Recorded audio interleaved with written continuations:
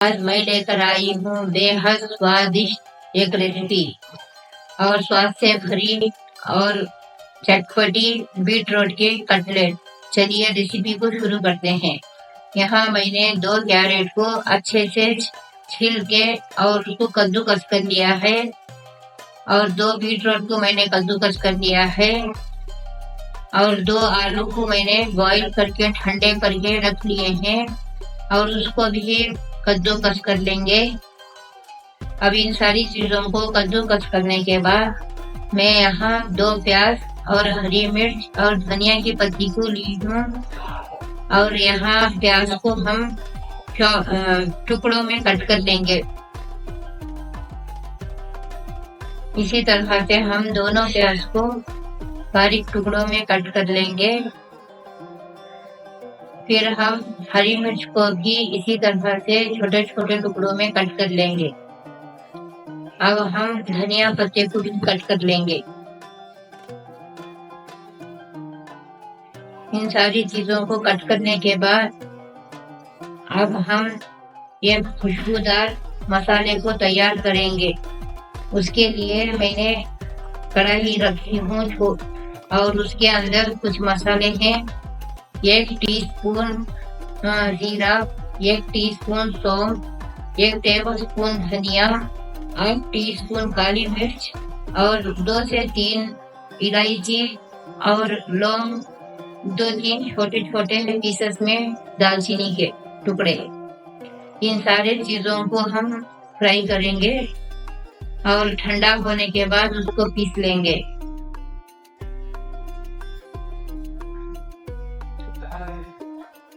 अब हम एक कढ़ाई रखेंगे, उसमें थोड़ा सा ऑयल डालेंगे। ऑयल थोड़ा गर्म होने के बाद हम इसके अंदर प्याज को डालेंगे और हरी मिर्च को भी डाल देंगे। इन दोनों चीजों को हम अच्छे से फ्राई कर लेंगे। सिर्फ थोड़ा सा ही भूनना है।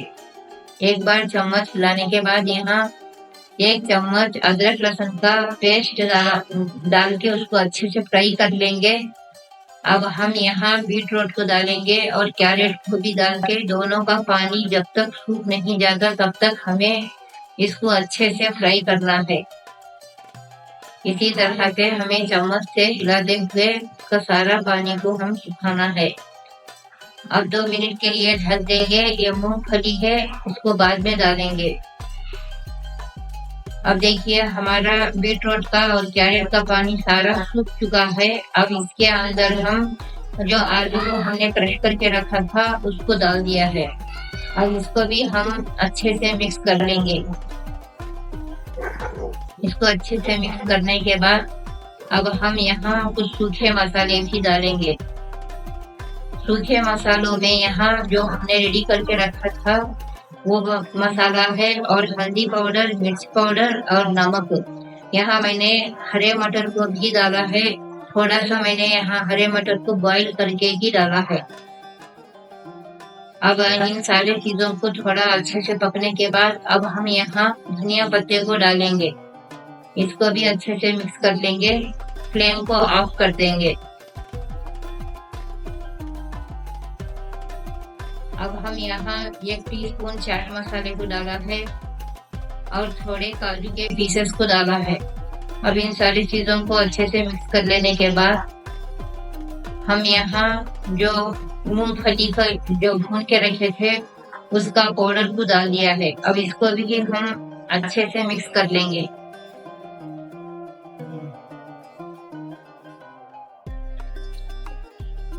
अब हम यहाँ एक नींबू को निचोड़ लेंगे। आपके पास अगर आमचूर पाउडर है तो आप आमचूर पाउडर भी डाल सकते हो। इसी तरह नींबू निचोड़ने के बाद हम इसको अच्छे से मिक्स कर लेंगे और इसका नमक भी हम चेक कर लेंगे।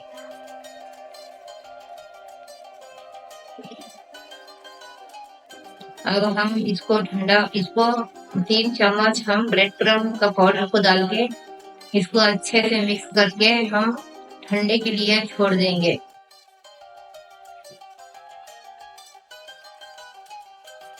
जब तक ये अच्छे से ठंडा नहीं होता हम इसके टिक्कियाँ नहीं बनाना है। इसको अब हम ठंडे के लिए छोड़ देंगे। अब यहाँ हम एक स्लरी बनाएंगे। यहाँ मैंने 1 कप मैदे को डाला है और थोड़ा सा नमक, ½ टीस्पून नमक डाला है और ½ टीस्पून काली मिर्च का पाउडर डाला है। अब हम इसको एक पतली सी स्लरी बना लेंगे। इसको थिक नहीं रखेंगे हम, ये स्लरी पतली ही होनी चाहिए। चलिए हमारी स्लरी भी अब बनके तैयार है। अब हम टिक्कियाँ बना लेंगे। यहाँ हम टिक्कियाँ बना रहे हैं। अब हमें इसी पोर्शन को इस तरह से लेना है बीटरूट को और उसको अच्छे से पेड़े की तरह गोल मसल लेना है।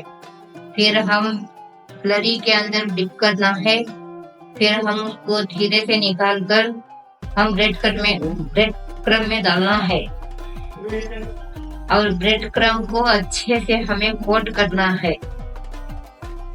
हल्के हाथों से हम उसको अच्छे से दबा दबा के कोट कर लेंगे, तभी हमारी टिक्की के अंदर क्रिस्पीनेस आएगी और ऑयल में टिक्की डालने के बाद वो टूटेगी भी नहीं।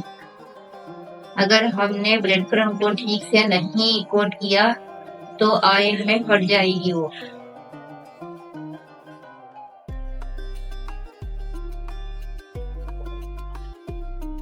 हमें इसी तरह से सारी टिक्कियों को बना लेना है।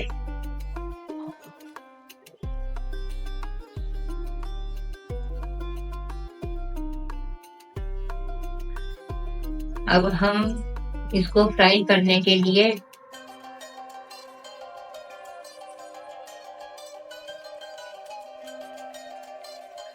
हमारे टिक्कियाँ रेडी तैयार हैं। अब हम यहाँ पे यह कढ़ाई को रख लिया है।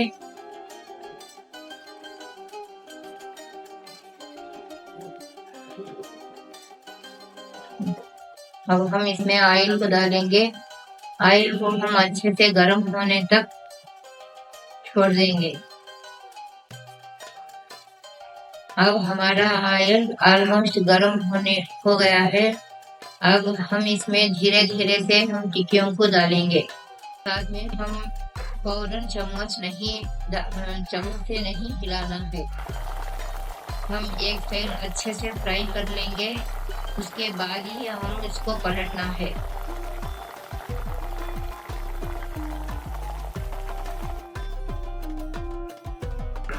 देखिए हमारे टिक्कियों में कितना अच्छा सा कलर आया है।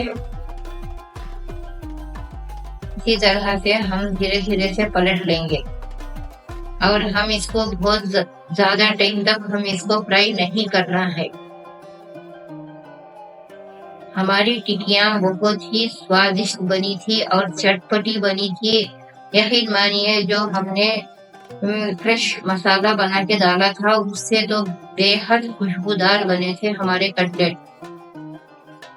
अब हमारे जो टिक्कियाँ है वो फ्राई होके रेडी हो चुके हैं। अब हम इसको निकाल लेंगे। अब हम इसको चटनी के साथ भी सर्व कर सकते हैं या फिर केचप के साथ भी हम खा सकते हैं। और आप भी जरूर से बनाइए, खाइए और सब्सक्राइब करना मत भूलिए, लाइक करिए। देखिए हमारे टिक्कियाँ में कितनी खूबसूरत लग रही हैं और कितनी सॉफ्टली टूट रही हैं। बाहर से बहुत ही क्रिस्पी थी, अंदर से बहुत ही सॉफ्ट बनी थी हमारी टिक्कियाँ।